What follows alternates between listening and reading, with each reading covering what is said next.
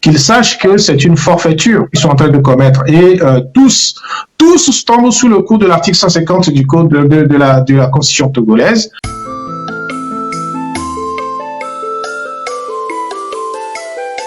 Salut à tous, j'espère que vous allez super bien. C'est David aka Flasio, you already know. Ces experts, avocats, politiciens, tout. Ils mêlent leur bouche dans l'histoire de constitution de Togo. Vraiment, tout le monde est dépassé. Donc, ces experts en débat, conférence, je vous laisse suivre tranquillement. Prenez votre café et détendez-vous. Si vous êtes nouveau ou nouvelle sur la chaîne, merci de vous abonner. Maître Iwou, première question pour vous pour cette seconde partie. Bonne nouvelle ou mauvaise nouvelle? Je sais pas de bonne nouvelle ou mauvaise nouvelle sur quoi? Sur le mandat ou sur la constitution? Sur la nouvelle constitution togolaise. Non, mais c'est même pas une nouvelle, c'est un non-événement, cette histoire. Moi, je fais ça un non-événement. Les gens connaissent ma position dans cette histoire dès le début. Il n'y a pas de nouvelle constitution au Togo. La constitution du Togo, on est en 4e République, qui est la constitution de 1992, même si certaines personnes ont cru s'arroger le droit de modifier, de changer illégalement et irrégulièrement la constitution togolaise, qu'ils sachent que c'est une forfaiture qu'ils sont en train de commettre. Et tous tombent sous le coup de l'article 150 du code de la constitution togolaise, c'est-à-dire qu'ils seront poursuivis un jour, tôt ou tard. Alors, je m'explique. Vous venez de dire d'ailleurs qu'il y a une constitution qui a été votée hier avec 87 personnes. Personne n'a connaissance du texte. Si, après le premier texte qui était sorti, après que nous ayons fait des sorties fracassantes, ils ont diffusé, d'ailleurs par les réseaux sociaux, il y a un semblant de chiffon qui nous est arrivé, qui tient sur quelques dizaines de pages, et on nous dit que c'est la nouvelle constitution. Celle qu'on vient de voter, personne l'a vue, personne. Personne ne sait les modifications qui ont pu être apportées, puisque cette constitution-là, c'était le renvoi en relecture demandé par le président au titre de l'article 67 de la Constitution. D'ailleurs, c'est l'article 67 ne demande pas la relecture d'une constitution, hein, c'est les lois ordinaires. Donc, vous voyez, le Togo est champion en matière d'illégalité. C'est d'abord au temps du père Yadema jusqu'au fils. Je crois qu'ils sont décidément, voilà, c'est des gens qui n'ont rien à faire d'un texte juridique. Les constitutions pour eux, c'est juste pour orner. Ils ne considèrent même pas, ils ne savent même pas ce que c'est. Que ce soit lui ou ceux qui sont autour de lui, hein. Parce que si les gens savent ce que c'est qu'une constitution, ils ne s'amuseraient pas à faire ce genre d'imposture. Voilà, j'ai beaucoup de choses à dire là-dessus, mais je vais laisser mon confrère parler et on enclenchera sur le reste. Le Togo me fait pitié.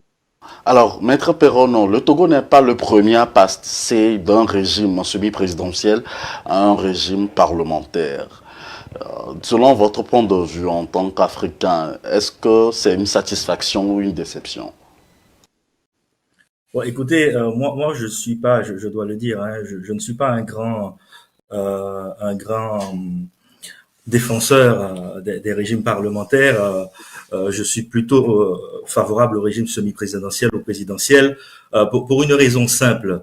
Le régime parlementaire est caractérisé avant tout par ce qu'on appelle une collaboration entre les pouvoirs, c'est-à-dire une séparation qui est souple entre les pouvoirs, avec un pouvoir de pression de l'exécutif sur le législatif, généralement, c'est-à-dire la possibilité pour le président de la République, dans certains cas, de dissoudre le Parlement ou l'une des chambres, lorsqu'il y a deux chambres, et inversement, comme on dit collaboration, donc inversement, un pouvoir de pression de l'Assemblée sur le gouvernement, pas sur le président, donc la possibilité par une motion de censure de mettre en jeu la responsabilité politique du gouvernement et de renvoyer le gouvernement.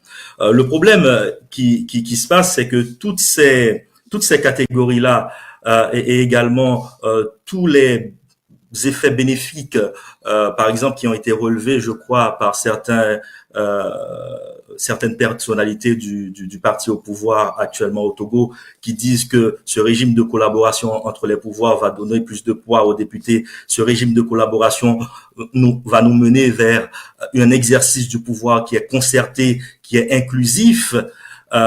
Ce sont des catégories juridiques et des conséquences qui ont été tirées effectivement par la théorie et par la doctrine, qui ne résistent pas aux réalités concrètes de terrain.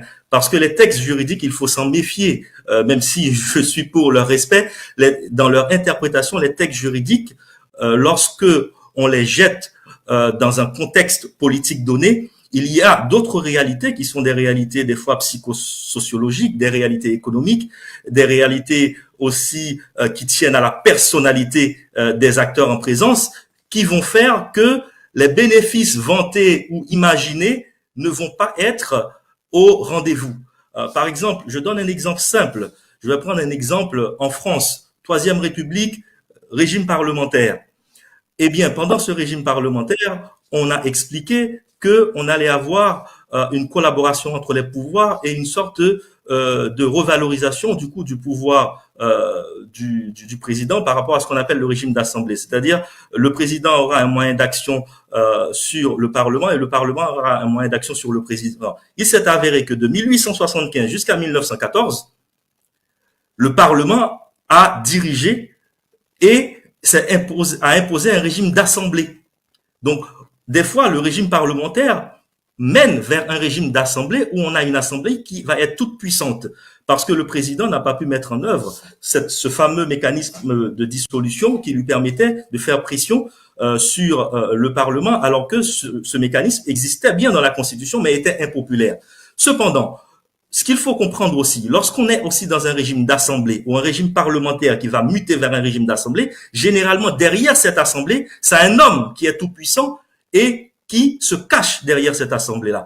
Et je pense qu'au Togo, il ne serait pas faux ou il ne serait pas insensé de penser qu'on se dirige vers un régime parlementaire qui est déjà un régime d'assemblée derrière lequel un homme se trouve embusqué pour pouvoir exercer un pouvoir en se cachant derrière l'assemblée. Parce qu'à chaque fois que vous avez une personnalité qui, en raison de circonstances politiques et historiques, a la même mise sur les institutions, le régime parlementaire se mue en régime d'assemblée et permet à cette personne-là de se cacher derrière l'assemblée pour pouvoir exercer un pouvoir quasi dictatorial. C'est ce qui s'est passé en France d'ailleurs de 1792 à 1795. C'est ce qu'on a constaté aussi d'ailleurs en Turquie sous l'empire de la Constitution de 1924 avec le président qui a créé la Turquie moderne. Je crois qu'il s'appelait Kemal Atatürk. Donc, des fois, un homme se cache derrière une assemblée lorsque cet homme a une personnalité forte. Et ici, au Togo, on a un homme qui a une personnalité politique forte parce que ça fait plusieurs décennies que sa famille est au pouvoir. Donc, il a la même mise sur les institutions. Donc, dire que c'est une réforme qui va mettre beaucoup plus de concertation, mettre beaucoup plus de partage au sein de la classe politique, non. C'est une réforme qui va faire du président du Conseil, qui sera le dirigeant du parti UNIR, à l'Assemblée, qui est le parti majoritaire, le véritable maître des lieux, le véritable maître du Togo, et perpétuer un régime qui est déjà en place et qui a déjà la mainmise sur les institutions. Donc, faites attention aux textes, parce que les textes, il faut les mettre dans leur contexte de réalité politique, économique et même de réalité qui tiennent compte de la personnalité des acteurs politiques en place. Parlons de réalité. Au Togo, les campagnes sont toujours en cours. Si par exemple il advenait que l'opposition prenait donc la majorité des sièges, ce régime ne profiterait-il pas donc à l'opposition, Maître Iou? Non, monsieur Benga. Vous savez, le Togo n'est pas un pays normal. Si le Togo était un pays normal, je vous dirais, oui, il y a une chance que l'opposition gagne les élections. L'opposition n'a aucune chance de gagner les élections législatives. Elle n'aura aucune chance de gagner les autres élections législatives à venir. Tout simplement parce que il y a des découpages qui sont faits uniquement dans le but de favoriser le parti UNIR, le parti RPT UNIR, dans son ensemble pour qu'ils aient la majorité absolue. Vous verrez qu'à la suite de cette élection, l'opposition aura à peine 30 députés. À peine, je vous dirais, j'ai peut-être 20 ou 25, pas plus. C'est ce qu'ils vont avoir, parce que le découpage est fait comme cela. Parce il y a des Togolais qui n'ont pas ceux qui sont susceptibles d'être électeurs, on a délivré des cartes à certains et puis on a refusé d'en délivrer à d'autres. Donc, vous voyez, vous pouvez pas parler c'est un rêve. Si les partis d'opposition pensent ils peuvent gagner des élections, c'est un rêve. Je ne parle même pas des fraudes qu'il va y avoir parce que il y a des gens on est en train de ramener du Burkina, du Niger pour voter dans le nord du Togo, alors que il y a des Togolais qui n'ont pas les cartes d'identité pour voter, leur carte d'électeur pour voter. Donc vous voyez, on ne peut pas parler de ça. Maître Evo, Maître Evo, je ne vous coupe pas, mais comment est-ce que vous le savez lorsque vous vous trouvez en Europe? Ah, mais vous croyez que vous avez dit tout à l'heure que je suis acteur politique. Donc, j'ai mon réseau aussi à Lomé, hein. Je vous le dis, clairement. Et ils le savent d'ailleurs que j'ai mon réseau au pays. Donc, mon réseau me donne les informations en temps utile. Ça, ne vous inquiétez pas. Je suis impliqué, je suis connu et reconnu par ces gens-là. Ils savent qui je suis, ils savent où je suis. Je n'ai pas peur de le dire parce que c'est une vérité. S'ils veulent, je leur donnerai les preuves, hein. Si, c'est fait. En tout cas, s'ils veulent le contester, qu'ils le contestent, on verra. Mais je vous dis tout simplement que c'est comme cela. Maintenant, le parti, cette constitution, ce que j'appelle un chiffon qu'on nous a pondu, c'est l'imposture la plus grosse, c'est l'insulte la plus grave qu'on peut faire au peuple togolais. Vous savez, Monsieur Beniga, pour changer une république, il faut justifier des motifs qui font que l'autre république n'était pas bonne. Pour changer du régime semi-parlementaire qu'il y avait depuis 92 et prendre aujourd'hui, dire qu'on va faire un régime parlementaire, mais il faut qu'on nous dise pourquoi on abandonne l'ancien. Quels sont les motifs qui font qu'on abandonne le régime présidentiel? Mais il n'y en a pas. Le fait de nous dire, parce que quand on les a interrogés, ils disent que non, on veut plus de stabilité. Mais c'est la même famille qui est au pouvoir depuis 57 ans. Vous voulez plus de stabilité que ça? On nous dit que les élections présidentielles sont très coûteuses et que il faudrait réduire les coûts. Mais le régime parlementaire, c'est le régime le plus instable. Parce que si on suit la logique, on va faire plusieurs élections législatives en une année, hein, ou dans la législature. On peut en faire plusieurs. Donc, le problème du coût, ce n'est pas cela. La participation du peuple. Mais en quoi la participation du peuple est le régime parlementaire est plus adapté à une participation du peuple que le régime présidentiel. Donc, vous voyez, tout ça là, c'est la réalité des choses. C'est ce que mon confrère vient d'exposer. C'est qu'on veut tout simplement imposer une dictature monarchique sans dire son nom aux Togolais à partir de maintenant, parce que le Faure Gnassingbé a peur d'affronter le peuple. Ce qui lui est arrivé en 2020, il ne veut plus que ça arrive. Parce qu'en 2020, c'était très flagrant. Maître Eo, étiez-vous satisfait donc du régime semi-présidentiel ou présidentiel qu'avait adopté donc la Constitution ou qui se trouvait dans la Constitution de 92? Si on est satisfait de ça, bien sûr. Où est le problème? Ce régime ne posait aucun problème, puisque le président, il va directement, c'est le suffrage universel direct, il va devant le peuple, et c'est le peuple qui décide de qui on choisit. Bon, ça pendant 4 mandats, il a volé les élections. Au fait, le vol du scrutin est encore plus acceptable que ce qui vient d'être fait, hein, je veux vous dire, parce que quand on perd les élections, quand le vol par la force, à la rigueur, ça passe mieux. Mais là, transformer une république pour se faire roi et sans dire son nom à vie, quitte à mettre toute la famille qui va suivre après, ça c'est inacceptable. Il y a personne qui va accepter cela. C'est ça notre problème, monsieur Abini. Alors, Il y a beaucoup de raisons qui justifient ça. On va l'expliquer par la suite. Parce que cette constitution-là, qui sont en train de modifier, la personne même qui modifie la constitution n'est pas habilitée à le faire. Je l'ai dit ailleurs la dernière fois. L'Assemblée nationale qui est en train de modifier cette constitution est totalement illégale. Elle est illégale parce que son mandat est fini en décembre. Mais on passe à l'autre étape. Vous n'avez pas la qualité. Oui, mettre là où nous sommes en ce moment, là où les Togolais sont, ils passent à une autre étape véritablement, puisque il ne reste que la promulgation donc par le chef de l'État togolais. Alors, Maître Perrono, quels sont les défis de ce régime, d'un régime parlementaire par rapport à un régime semi-présidentiel ou présidentiel? La grande différence, comme je l'ai dit tout à l'heure, tient à la nature de la séparation du pouvoir. Pour revenir aux fondamentaux, il faut comprendre que, étant donné qu'aujourd'hui on a des populations avec des démographies extrêmement élevées, avec aussi une population, comme je le disais tout à l'heure, qui ne peut plus participer activement à la vie politique pour prendre les grandes décisions, puisqu'on a un peu capté par cet exercice qu'on fait tous les jours d'aller travailler, de s'occuper de notre famille. En réalité, on n'a plus le temps libre disponible, et aussi on n'a plus non plus, en raison de la démographie, la possibilité d'exercer le pouvoir directement. Du coup, le pouvoir est confié à un représentant. Et le problème du représentant, comme on le voit au Togo ou même dans d'autres pays, c'est que lorsqu'il concentre tous les pouvoirs entre ses mains, il abuse de ce pouvoir. Du coup, on a décidé que le pouvoir va être divisé pour que le pouvoir divisé puisse chaque pouvoir puisse arrêter un autre pouvoir. Donc, du coup, le pouvoir exécutif, le pouvoir législatif et le pouvoir judiciaire. Et la nature du régime politique dépend de la nature de la séparation.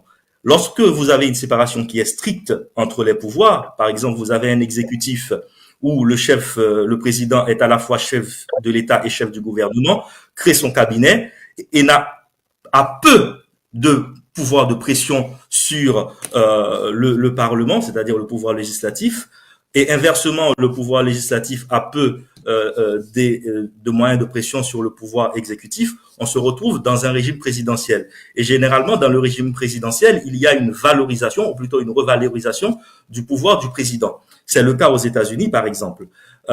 Tandis que dans le régime parlementaire, on a un régime où on a une revalorisation du pouvoir du Parlement et une collaboration entre les deux pouvoirs, puisque comme le législatif peut révoquer le gouvernement et que le président de la République peut dissoudre le Parlement, du coup, le législatif tient l'exécutif tient le législatif, donc on est obligé d'être dans un système de collaboration, donc de négociation permanente aussi, ce qui explique des fois une certaine instabilité, comme l'a dit mon confrère tout à l'heure, de certains régimes parlementaires. Parce que lorsqu'il n'y a pas de majorité claire au Parlement, on est obligé, pour pouvoir, on ne peut pas avoir de gouvernement stable. C'était le cas sous la Troisième République, sous la Quatrième République en France.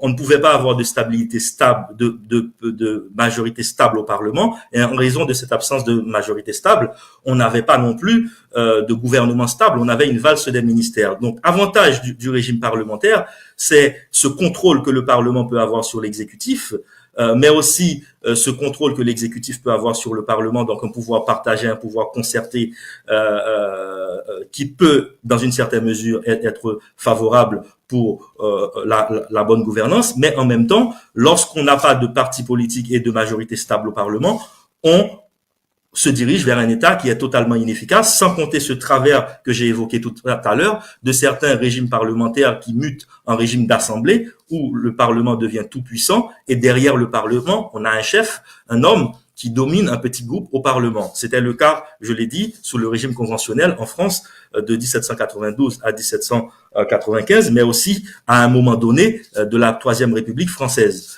Si on prend le régime présidentiel, donc séparation stricte entre les pouvoirs, donc possibilité qu'il y ait des situations de blocage, comme il arrive souvent aux États-Unis. Mais ce que j'ai dit qui est le plus important et sur lequel je veux insister, c'est qu'il ne faut pas perdre de vue les réalités social, politique et économique et du contexte dans lequel le texte constitutionnel se situe. Et c'est ce qui est important aussi pour le Togo. Ce n'est pas le régime parlementaire en soi qui a un problème. C'est parce que ce régime parlementaire au Togo se retrouve dans un contexte où on a un homme qui a la mainmise sur les institutions. Et lorsqu'on a un régime parlementaire dans un contexte où il y a un homme qui a la mainmise sur les institutions, ce régime parlementaire, généralement, est détourné, est capté par cet homme-là qui va dominer l'Assemblée. Et il y a tellement d'exemples dans l'histoire de ce type, de ce cas de figure, que lorsque j'ai vu cette réforme constitutionnelle au Togo et que j'ai vu l'histoire du Togo avec le père, le fils ensuite, je me suis dit, écoutez, on se dirige vers une quasi-dictature avec l'instauration peut-être d'une monarchie, avec une succession par primogéniture mâle, mais qui se déguise sous la forme d'un régime parlementaire et qui, en ce sens, est une insulte à l'intelligence du peuple, à l'intelligence des citoyens. Donc, pour revenir au régime présidentiel, c'est un régime qui revalorise la fonction présidentielle, mais il faut savoir aussi que même le régime présidentiel lui-même aussi ne résiste pas aux réalités. Aux États-Unis, pendant tout le 19e siècle, on a parlé de gouvernement congressionnel, c'est-à-dire c'était le Congrès qui avait la réalité du pouvoir. Alors qu'au XXe siècle, c'est le président qui a la réalité du pouvoir. Donc vous voyez, il faut arrêter de faire confiance outre mesure aux discours qui sont portés par les hommes politiques pour regarder d'abord la réalité historique et la conjoncture d'un pays. Au Togo, on a un appareil politique qui a la mainmise sur les organes qui organisent les élections, sur la vie politique depuis plus de 40 ans peut-être, si je ne m'abuse, je parle sous le contrôle de mon confrère, qui fait qu'il y a un homme qui a une personnalité forte, qui lui-même est à l'origine de la création d'un régime. Ce régime sera nécessairement à son avantage, sauf si demain il me dit qu'il va soumettre son texte à la sanction populaire. Merci Maître Perronon pour vos explications. On reviendra à vous tout à l'heure avec d'autres questions. Pour l'heure, nous avons un téléspectateur en ligne. Un téléspectateur, bonjour, bonsoir. Oui, bonjour, c'est toujours Philippe Amédéji. Allez-y. Oui. J'aimerais saluer et féliciter la clairvoyance des deux intervenants et juste rajouter ceci. En ce qui concerne le Togo, et que ce soit le régime présidentiel, semi-présidentiel ou parlementaire, cela ne va rien changer. Ici, ce dont il s'agit, et Maître Perronou l'a dit à plusieurs reprises, c'est un subterfuge. Parce que Jean Yassipé se voit reprocher souvent, et on l'a dit à plusieurs reprises, Maître You l'a dit, depuis 1967, il n'y a qu'une seule famille qui dirige le Togo. D'ailleurs, dans toute l'Afrique, en Afrique occidentale, il n'y a que le Togo qui n'est pas connu d'alternance, c'est-à-dire c'est la même personne, soit son papa ou le fils, qui dirige le Togo. Alors, l'astuce qu'ils ont trouvée, c'est de faire en sorte que, de passer un régime parlementaire où le président sera un président protocolaire, donc il sera plus fort, mais fort va passer, va prendre le poste de président, va prendre le poste de président du Conseil des ministres. Et là, tenez-vous bien, il s'agit d'un mandat non limité dans le temps. C'est ce que Fort cherchait, être président à vie. Parce que toutes les prérogatives du président dans un régime présidentiel sont maintenant transférées au président du Conseil des ministres dans le cadre du régime parlementaire. Donc, les Togolais l'ont vu. Il faudrait que nous puissions le dire. Si les gens du parti gouvernemental qui s'appelle UNIR veulent ou cherchent à prendre les Togolais pour des idiots, nous n'en sommes pas. Nous avons compris le jeu et nous invitons ceux qui, à l'étranger, se laissent tromper, se laissent tromper, nous les invitons à se ressaisir et à comprendre ce qui se joue au Togo. Il ne s'agit pas fondamentalement de choisir entre deux régimes. Je termine en disant, par rapport à vos invités, la France, c'est un régime présidentiel et ça fonctionne, en tout cas, majoritairement. En Allemagne, première puissance économique de l'Europe, ça fonctionne. Donc, ça pourrait fonctionner chez nous. Si au moins la démocratie jouait correctement, comment voulez-vous que ce soit en régime parlementaire ou présidentiel, que le peuple souvent, même Perrono le sait, que le peuple puisse s'exprimer et faire en sorte que sa voix porte. Si les élections sont truquées, si la liste électorale est truquée, si le fichier électoral est truqué, si les circonscriptions électorales sont faites en sorte que seul le parti gagne. Ici, les dés sont pipés. Merci. Lorsque vous les jetez, lorsque le régime les jette, seul apparaît le cynisme. Donc, c'est le fait que les dés soient pipés, c'est le fait que la démocratie, que les dirigeants togolais disent être en train d'implémenter, ne soit pas une. Ils cherchent des artifices pour se maintenir à l'état éternel au pouvoir. Merci. Il faut que ça soit dit et que les Togolais et ceux qui sont à l'international comprennent que c'est le jeu, c'est l'enjeu pour Togo. Il ne s'agit pas de contester un régime parlementaire qui fonctionne quelque part et qui pourrait fonctionner au Togo. Ça ne fonctionnerait pas au Togo parce que s'ils disent que le régime présidentiel est chrysogène, le régime parlementaire est aussi chrysogène. Mais, monsieur Philippe Amidodi, monsieur Amidodi, j'ai une question très rapide pour vous. En 30 secondes, répondez-moi. Vous pronostiquez que, par exemple, le président de la République, Faure Essazzina Gnassingbé, sera chef du gouvernement? Tout à fait. Mais c'est dit dans la Constitution, dans la partie que nous avons pu lire, il est dit que le président du Conseil des ministres doit être forcément le président du parti majoritaire au Parlement. Et si ce n'est pas le cas? C'est qui? Par hasard? Non, c'est Faure Gnassingbé qui est le président du parti uni. Donc, fatalement, c'est un vêtement qui est cousu pour lui. C'est cousu comme fil blanc. Merci. Merci de nous avoir appelé, monsieur Amidodi. C'est moi. Alors, nous sommes en direct sur Afro Web TV, plus 1 319 462 89 79, numéro à votre écran. Maître Alexis, on parlait tout à l'heure donc du président de la République. Alors, et si le président, disons, celui qui gagnait les législatives et les régionales, ou qui a plus de sièges à l'Assemblée nationale, est un opposant? Réaction? Monsieur, je n'ai pas pour habitude de rêver. Je suis très réaliste et pragmatique. Et je suis un analyste, je veux dire, très pernicieux de la politique togolaise depuis des années. Donc, venir me dire que l'opposition va gagner les élections législatives après que on ait proclamé une vingtaine d'élections où l'opposition ne gagne jamais et que par hasard aujourd'hui l'opposition va gagner. Non, je ne suis pas dans la prestidigitation, hein, c'est pas possible. Non, l'opposition ne gagnera pas. Donc je ne veux pas répondre à ceci-là. Ceci-là n'a même pas lieu d'être parce que l'opposition ne gagnera pas, tout simplement. C'est Uni qui va gagner. C'est écrit, c'est comme cela. Donc pour cela, vous connaissez ma réponse. Même si l'opposition, alors, à supposer que l'opposition gagne dans les urnes, je veux dire, dans les urnes, elle ne gagnera pas dans la réalité parce que les sièges sont déjà distribués par Faure Gnassingbé, donc il ne faut pas rêver. Si c'est l'UNI qui gagne et si l'UNI va gagner, mais il n'y a pas d'autre choix que ce soit Faure Gnassingbé qui soit le président du Conseil. Vous voyez très bien que cette constitution a été taillée pour lui, à sa mesure. Et mon confrère a insisté là-dessus, sur le fait que comme c'est un pouvoir déjà hyper fort, ben, il transforme tout simplement ce système en un régime autocratique qui ne dit pas son nom. Moi, le problème que je vous ai posé, que je pose aux Togolais dès le départ, c'est de savoir, mais quel est le motif du changement de régime? Pourquoi on doit changer de régime au Togo? Parce que le problème du Togo, ce n'est pas une question institutionnelle. Hein.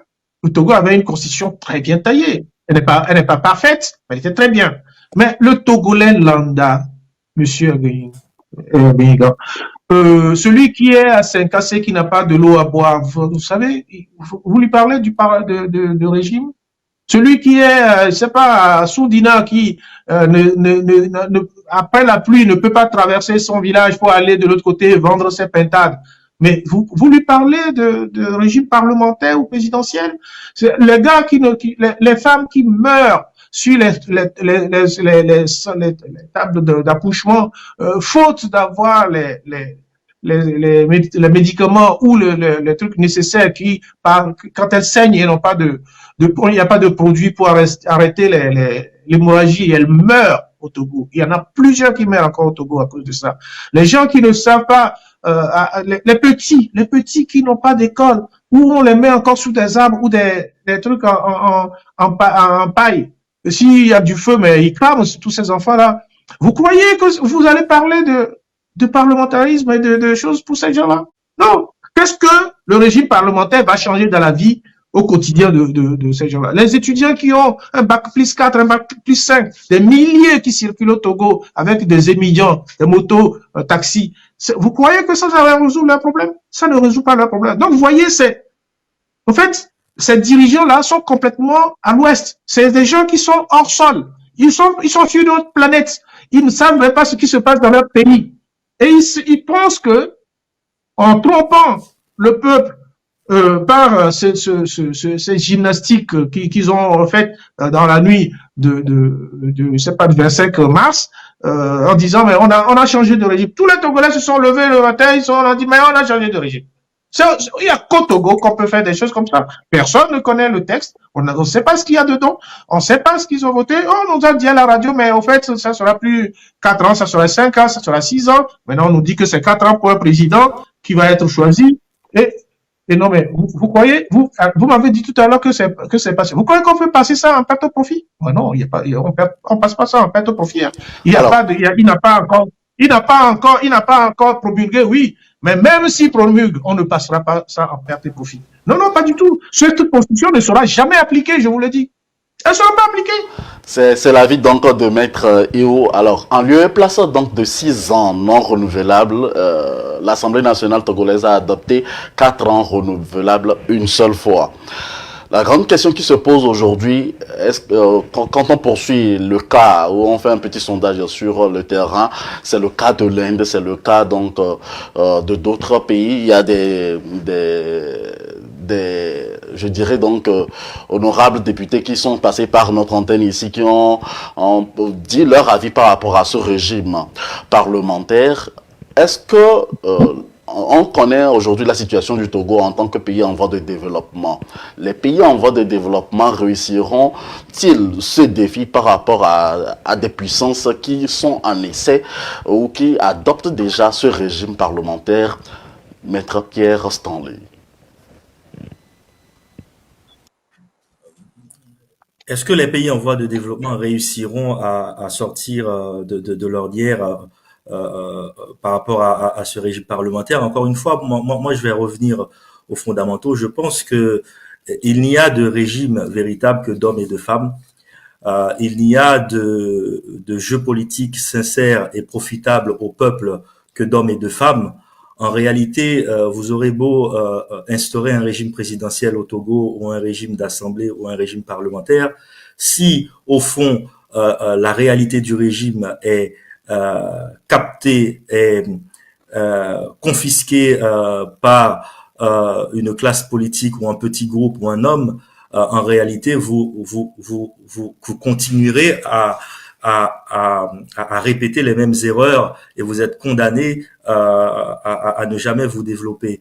Mon confrère tout à l'heure a mis le doigt sur un élément important qui m'a beaucoup touché lorsqu'il a dit que aller parler à l'enfant qui ne peut pas aller à l'école et qui se retrouve au fin fond du Togo de régime parlementaire, ou à la femme qui se retrouve à l'hôpital et qui n'a pas accès aux soins, cette personne-là vous dira que cela ne change rien à ses conditions de vie. En réalité, ce qu'il nous faut, ce sont des hommes et des femmes politiques de qualité. Et quand je parle de la qualité, je parle avant tout du patriotisme, c'est-à-dire des gens qui aiment leur pays et qui savent que ils sont une élite parce qu'ils constituent une classe politique dirigeante. Ils sont une élite parce qu'ils constituent une classe économique dominante, mais qu'ils ne doivent leur position d'élite que parce qu'ils ont des devoirs et que s'ils ne respectent pas leurs devoirs, la meilleure chose et le meilleur service qu'ils puissent rendre au peuple et à leur pays, c'est de disparaître sur la scène politique et sur la scène économique. En réalité, il y a un grand penseur haïtien qui a beaucoup marqué d'ailleurs la pensée africaine et afrodescendante, parce qu'il a écrit un ouvrage majeur dans les années 1885. Il s'appelle Anténor Firmin. Il a écrit De l'égalité des races humaines. Et dans l'une de ses adresses, Anténor Firmin, qui était un homme politique, un intellectuel, mais aussi un homme très engagé sur le terrain, pas un intellectuel qui est totalement déconnecté de la réalité. Il a participé même à des luttes politiques au péril de sa vie. Il a écrit une fois un texte dont je vais reprendre un peu les idées, même si je ne me souviens pas des termes exacts. Il disait que un pays ne peut se développer que si les classes qui se considèrent comme intellectuellement, politiquement, socialement et économiquement supérieures font tout pour réduire l'écart entre les classes jugées ou identifiées comme inférieures, même si j'aime pas ce terme, entre ces classes-là et les classes jugées comme supérieures. Et qu'une fois que les classes inférieures ont rejoint les classes supérieures, il faut encore que les classes supérieures fassent un effort pour aller encore plus loin. Et dès qu'ils arrivent sur les nouvelles hauteurs, il faut qu'ils fassent un effort pour tirer vers le haut les classes jugées inférieures. Et comme ça, dans un mouvement ascensionnel progressif, tout le corps social progresse en dignité, matériellement, spirituellement et intellectuellement. Donc, en gros, l'élite doit avoir l'obsession de disparaître. C'est-à-dire, si je fais partie de l'élite, mon obsession, c'est que celui qui ne fait pas partie de l'élite me rejoigne sur les hauteurs sur lesquelles je me trouve. C'est-à-dire que je disparaisse en tant qu'élite. Et une fois que j'ai disparu en tant qu'élite, je dois faire encore l'effort d'aller vers de nouvelles hauteurs beaucoup plus élevées et tirer encore la masse générale de la population. Tant que nos élites ne seront pas dans cette logique-là, régime politique, présidentiel, parlementaire et autres, en réalité, ce ne sont que des simulacres de régimes qui vont cacher des pouvoirs encore plus assassins des intérêts de la grande majorité que tous les régimes que nous avons précédemment connus. Alors, nous savons que le régime semi-présidentiel est toujours en vigueur au Togo. Et comment se fera la transition, par exemple, de ce régime semi-présidentiel lorsqu'on sait que le mandat donc du chef de l'État actuel n'est pas encore fini et qu'il y a une nouvelle constitution avec un nouveau régime qui se mettra en place? Maître Io, comment est-ce que ça se procède? Ah, oui, mais les Togolais n'ont pas imaginé ça. Si, moi, je sais ce qui va se passer. Ce qui va se passer, c'est que ils vont faire les élections législatives. UNI va gagner. Donc, Faure Gnassingbé, qu'est-ce qu'il va faire? Il va se faire nommer président du Conseil. Ils vont nommer leur président de la République, celui qui sera potiche. Et c'est fini. Il n'y aura pas d'élection en 2025. L'élection présidentielle en 2025, c'est terminé. Il conserve son pouvoir. C'est ce qui est annoncé depuis. C'est pour cela que cette assemblée illégale s'est emparée, s'est précipitée pour faire les choses avant cette élection-là de 2024. Sinon, ça leur aurait posé des problèmes. Ils ont fait ça pour cela. Donc, vous voyez, alors, je veux revenir à cette situation de mandat que je sais pas, les Togolais, donc, je conseille aux gens de lire un peu toute la constitution de 1992. Lisez, vous trouverez des choses intéressantes là-dedans. On nous dit aujourd'hui que le président de la République ou le président du Conseil, le président de la République est élu, sera nommé, puisqu'il est élu par l'Assemblée pour 4 ans. C'est une violation de l'article 59 de la Constitution de 92. Parce que quand on prend cet article-là seul, cet article dit que le mandat du président de la République, c'est 5 ans, renouvelable une fois. Et que l'élection du président de la République est au suffrage universel direct. Les dispositions de cet article 59 ne peuvent être modifiées que par voie référendaire. C'est-à-dire que l'élection du président au suffrage universel direct, le mandat de 5 ans, renouvellement une seule fois, ne peut être modifié que par voie référendaire. Ça veut dire que même si vous voulez changer de régime, vous êtes obligé de passer par référendum. C'est ça, c'est pour cela que moi je dis c'est un non-événement. On ne peut pas, ce qu'ils sont en train de faire, c'est de l'imposture.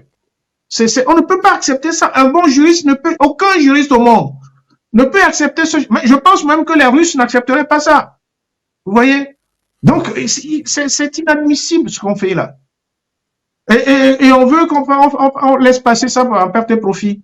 Aujourd'hui, ils vont faire ces élections-là et puis on va le nommer, ce qui est d'ailleurs totalement ubuesque, puisqu'il n'a pas fini son mandat. Hein, il va pas finir son mandat. Il va transformer son mandat en président du conseil. Si à partir du moment où il promulgue la loi, ben la constitution entre en vigueur. Donc on peut faire ce qu'on veut. On peut appliquer la constitution à ce moment-là. Donc il va rentrer dans sa peau de président de conseil ad vitam aeternam. C'est ça, ce qui va se faire. Ça, il faut le savoir. Alors, est-ce que c'est le meilleur moment pour les opposants, par exemple dans ce cas de régime parlementaire, de faire une coalition pour gouverner, puisqu'on parlait entre-temps de coalition et des accords en première partie d'émission, Maître Perronneau? Ce serait un moment idéal pour faire des coalitions pour gouverner, mais encore faudrait-il arriver au pouvoir. Et de ce que j'ai compris, il y a une mainmise sur l'appareil électoral qui fait que finalement, il y a très peu de députés de l'opposition, en tout cas de personnes de l'opposition, qui pourront accéder à la fonction et à la dignité de député. Donc, s'ils sont minoritaires à l'Assemblée, même s'ils font une alliance, comprenez que le parti majoritaire sera toujours aux manettes. Et leur action sera d'autant limitée. Ce qu'il faut savoir aussi, c'est que, comme l'a si bien dit mon confrère, le nouveau texte du projet de constitution n'est connu aujourd'hui encore de personne, parce qu'il y a une relecture qui est en cours, et il faudrait se poser la question de savoir si dans ce régime parlementaire, le président du Conseil a un pouvoir, non, ou le président de la République a le pouvoir de dissoudre le Parlement et de provoquer de nouvelles élections. Ça, c'est un élément qui est important. Et aujourd'hui, on ne sait pas si dans ce régime parlementaire, quels sont les moyens d'action de l'exécutif sur le législatif. On sait que le législatif a déjà un moyen d'action puisque l'exécutif émane du législatif. Donc, c'est le législatif qui fait l'exécutif, donc qui peut donc changer cet exécutif-là. Mais est-ce que le président de la République, qui sera élu par l'Assemblée, peut dissoudre cette assemblée-là et provoquer de nouvelles élections pour pouvoir faire appel encore une fois au peuple, parce que cela peut changer beaucoup de choses. Pourquoi je dis ça?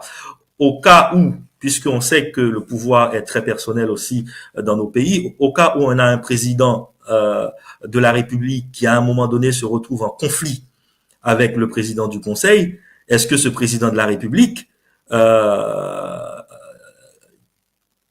peut provoquer de nouvelles élections pour remettre en question le pouvoir de Faure Gnassingbé au cas où il deviendrait président du Conseil, et donc au cas où il y aurait un conflit à la tête de l'État entre ces deux hommes, parce que je comprends qu'il y en aura un qui sera une sorte de marionnette et un autre qui aura la réalité du pouvoir. Et je pense que si cela perdure, à un moment donné, il pourra y avoir peut-être un conflit, comme ça a failli être le cas d'ailleurs, même si ça ne s'est pas vraiment matérialisé dans le concret, mais ça a failli être le cas à un moment donné. On a senti une tension entre Vladimir Poutine et Medvedev lorsqu'ils ont fait leur tour de passe-passe président-premier ministre. Et moi, comme en tant qu'avocat, et parce que je fais aussi du contentieux, je vois toujours aussi le mauvais côté des choses. Donc, je le vois aussi pour Faure Gnassingbé. Donc, si le président de la République a le pouvoir de dissoudre la Chambre, dans l'éventualité d'un conflit dans 5 ans, dans 10 ans entre le président et le président du Conseil,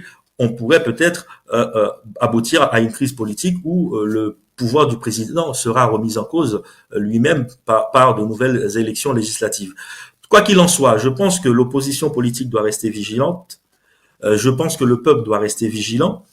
Et les Togolais doivent faire de leur mieux pour essayer d'éviter ce coup d'État politique, parce que c'est ce dont il s'agit, c'est-à-dire une tentative d'instaurer un nouveau régime en dehors des prescriptions qui sont prévues par la Constitution de 1992. Je me réfère à ce qu'a dit mon confrère, puisque je pense qu'il connaît mieux que moi cette Constitution, qui prévoit que la modification ne peut se faire que par voie référendaire.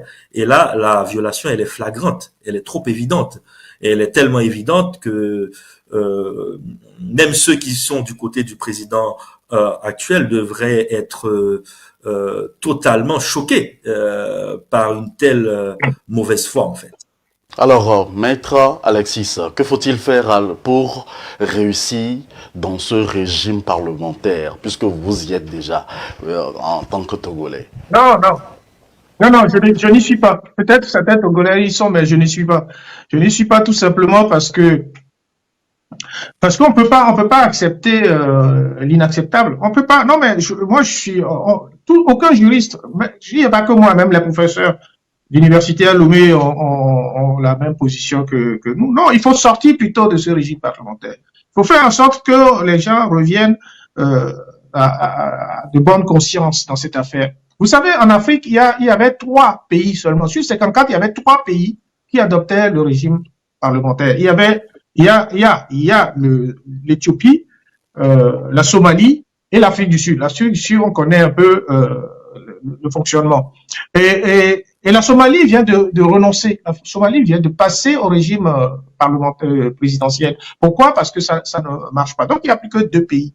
Et là, le Togo trouve moyen d'aller adopter un régime que personne, en fait, en Afrique n'a adopté. Vous voyez, c'est très tordu comme idée. Et c'est cette idée de gens pas sincères, pas très nets, on pratique des choses entre soi, comme si les autres n'ont pas conscience de ce qu'on fait. C'est ça qu'on ne peut pas accepter. Alors, me demander qu'est-ce qu'on fait de ce régime parlementaire, on fera strictement rien du tout. Strictement rien. Ils seront obligés de revenir en arrière. Sinon, ils s'attendent à ce que le peuple se soulève, parce que c'est ce qu'ils sont en train de faire. C'est une provocation, en réalité, c'est ce qu'ils sont en train de faire. Parce que ceux qui ont mis en place cette histoire-là savent très bien qu'ils ne pouvaient pas le faire, qu'ils ne devraient pas le faire. Ce n'est ni le moment, ni l'objectif que visent les Togolais aujourd'hui. Les Togolais n'ont pas besoin d'un régime. Les Togolais ont besoin d'un pays qui se construit. Je fais remarquer que quand Gnassingbé est arrivé au pouvoir, presque en même temps que Kagame. Kagame, ce n'est pas quelqu'un que je ne vois pas son thé non plus, mais il a fait beaucoup plus que Gnassingbé. Quand je dis qu'il a fait beaucoup plus, la dernière fois quelqu'un me disait mais non, mais il faut pas parler de ça parce que quand on va à Kigali c'est beau, il a fait. Non, je ne parle pas de ça. Kagame a réussi quand même à unir le peuple rwandais. C'était de l'impossible. C'est-à-dire que ce que Kagame a fait, moi je lui dis chapeau, ne serait-ce que pour cela. Le peuple Hutu et Tutsi n'était plus appelé à vivre ensemble. Hein. C'est après 94, personne n'imaginait que ce peuple va vivre ensemble. Et allez voir aujourd'hui ce qui se passe. Les Hutus et les Tutsis sont encore ensemble. Les gens, ils se remarient, ils vivent même ensemble, ils construisent des choses ensemble et ils construisent le pays ensemble. Au Togo, Gnassingbé est en train de diviser les Togolais. Il est en train de diviser les Togolais. Depuis tout le temps, c'est ce qu'il fait. Mais c'est pas une manière, par exemple, de réconcilier les Togolais ou, par exemple, de faire l'alternance, puisqu'on a l'habitude, donc, de dire qu'on veut l'alternance à chaque fois. Non, s'il voulait l'alternance, il l'aurait fait en 2020. Parce qu'en 2020, il avait perdu les élections. Il le savait. Il sait. Vous savez, s'il a perdu les élections, parce que quand on dit qu'on a gagné une élection à 72%, ben, il n'y a pas lieu, il n'a plus besoin de faire, c'est presque un plébiscite. Il n'a pas besoin de changer la constitution aujourd'hui, hein. À 72%, ça veut dire que vous avez toute le peuple derrière vous. Vous devez jubiler. Et malheureusement, le jour de la proclamation des résultats, tout le peuple togolais est sorti dehors pour protester et il a sorti des chars. pour faire taire le monde. Donc vous voyez, c'est la réalité est là. Donc ce n'est pas le régime parlementaire qui va faire changer la donne chez eux. En fait, c'est pour avoir la tranquillité de ne plus être embêté par les régimes présidentiels où il y aura des candidats coriaces qui vont l'affronter. Il sera obligé de frauder. Et à un moment donné, peut-être ses alliés internationaux vont lui dire bon, maintenant stop, on peut plus te soutenir. C'est ce qui est arrivé à Macky Sall. Ça peut lui arriver. Hein. Si les élections présidentielles au suffrage direct, ça pourrait lui arriver en 2025. Il a anticipé sur cela pour faire changer les choses. Comme ça, il n'ira plus devant les Togolais pour se faire se représenter comme candidat. C'est fini. C'est son but. Donc, mais on va l'obliger à revenir. La constitution de 92 va revenir, monsieur Abéignan. Nous sommes à la fin donc de cette émission d'aujourd'hui. Maître Perono, Pierre Stanley, le Togo passe désormais à un régime parlementaire, même si le chef de l'État garde son silence. Ce sera donc en vigueur dans quelques instants, disons dans quelques jours, lorsqu'il gardera silence. Alors que faire au lieu, par exemple, de le dire chaque fois, de revenir sur les mêmes sujets, alors quelle est la porte de sortie?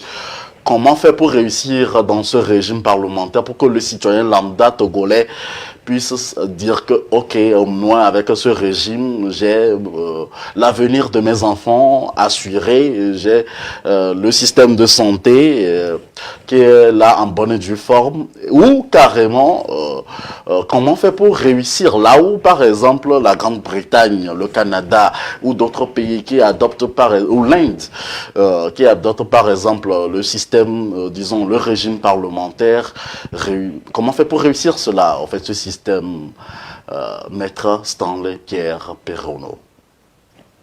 Deux choses.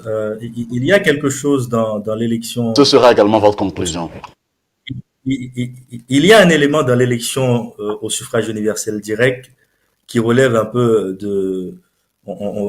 qui relève un peu de la magie. C'est ce lien qu'il y a entre le représentant du peuple et le peuple tout entier.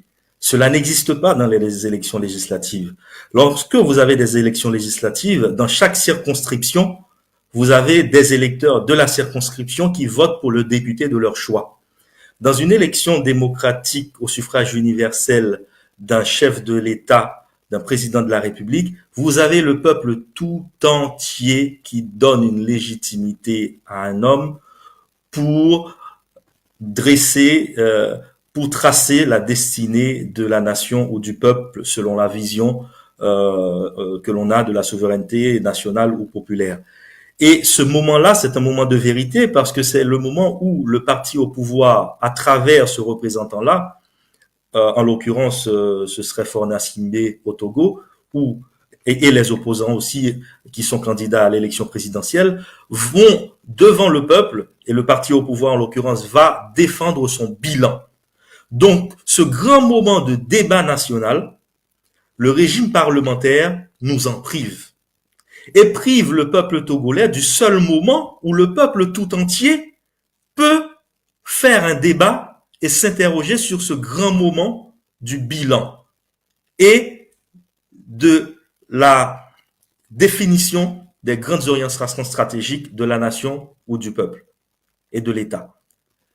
Donc, je pense que c'est l'une des raisons principales d'ailleurs pour laquelle ce régime parlementaire risque de mener vers un régime qui va être très impopulaire et qui va aussi museler, puisqu'on nous prive de ce seul moment, le peuple togolais.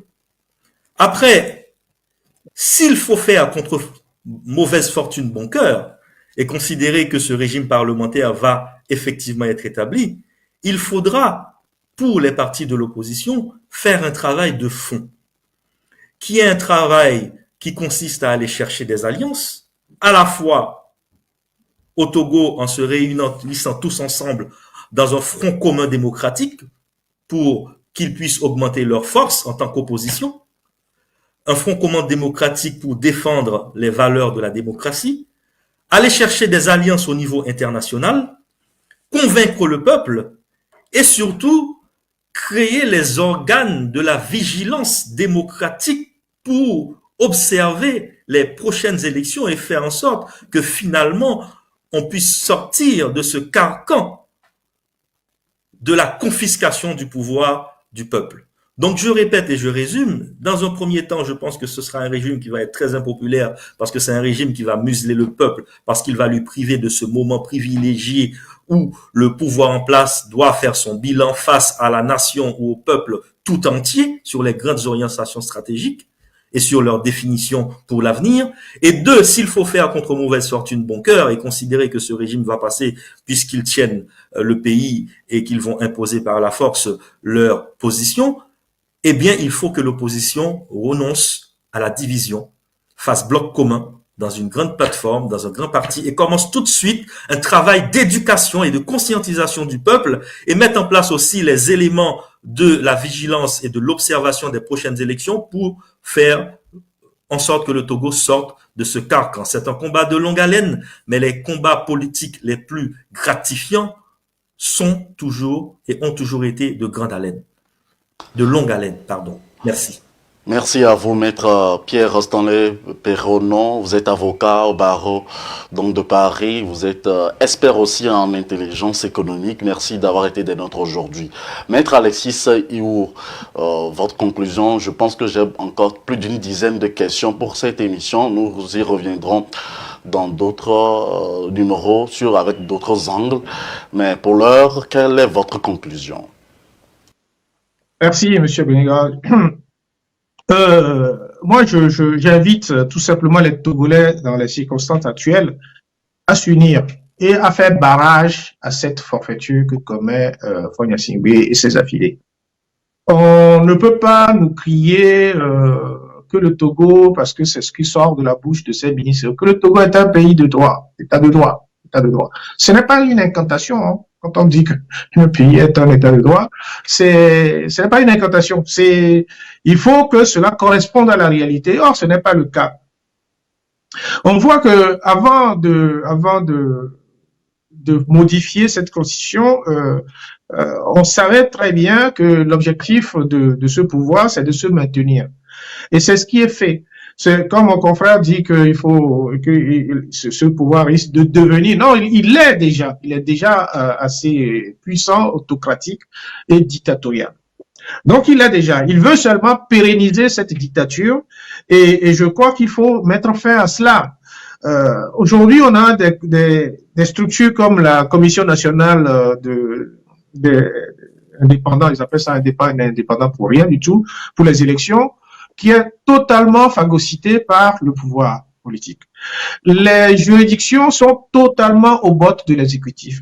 La Cour constitutionnelle qui est appelée à dire au moins le droit, c'est-à-dire que là on se dit, bon, c'est de très haut niveau, ils sont pas capables de le faire. Pourquoi? Parce qu'il les a nommés et ils sont sous menace. Sinon, ils auraient proclamé le vrai résultat l'année dernière, enfin plutôt en 2020, lorsque les élections se sont passées. Ils avaient le vrai résultat, mais ils n'ont pas pu le proclamer.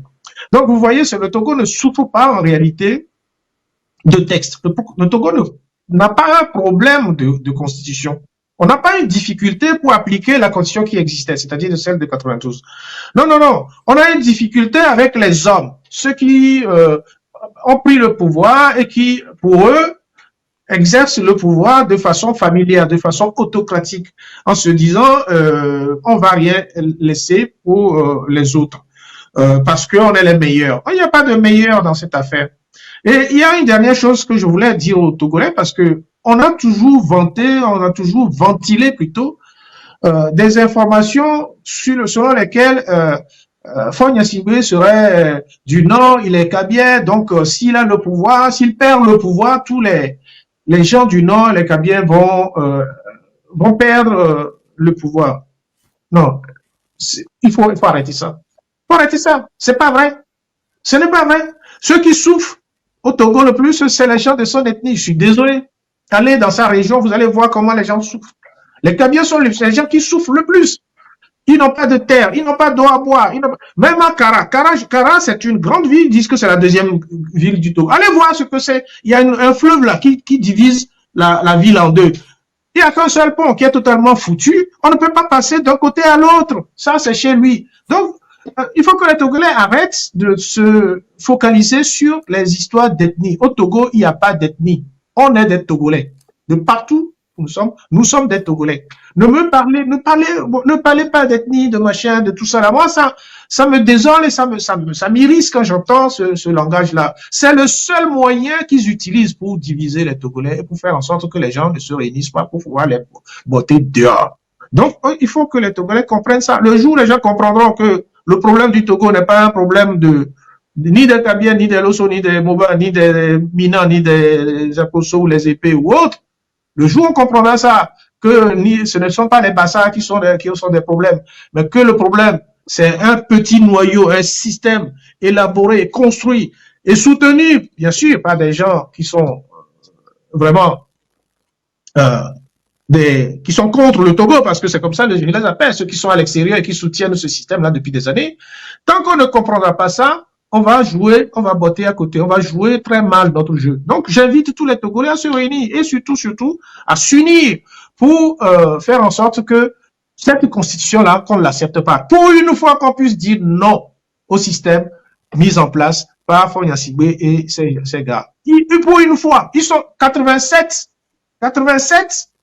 députés vont décider pour 8 millions de Togolais et vous allez dire oui, vous allez accepter ça? Non, on peut pas accepter ça. Ensuite, en plus, si c'était des députés qui valaient le coup, oui, mais la plupart ne savent même pas de quoi ils parlent. Ils connaissent même pas le texte, ils savent même pas ce qu'il y a dans le texte qu'on leur a présenté. Donc, Monsieur Abini, merci de m'avoir invité, merci pour les téléspectateurs, mais enfin, j'espère que la prochaine fois que je reviendrai ici, on dira que Faure Gnassingbé est parti.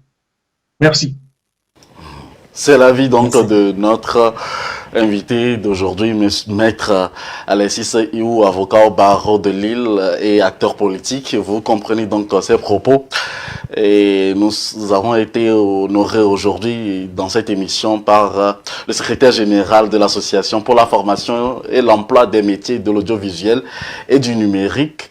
Et il est également écrivain, Maître Perrono, Pierre Stanley. Vous avez beaucoup plus de casquettes. On vous recevra sur différentes casquettes dans d'autres émissions sur la même antenne. Je rappelle à tous les téléspectateurs que vous êtes avocat au barreau de Paris et expert en intelligence économique. Merci à tous et à chacun de vous qui nous avez suivis sur votre antenne.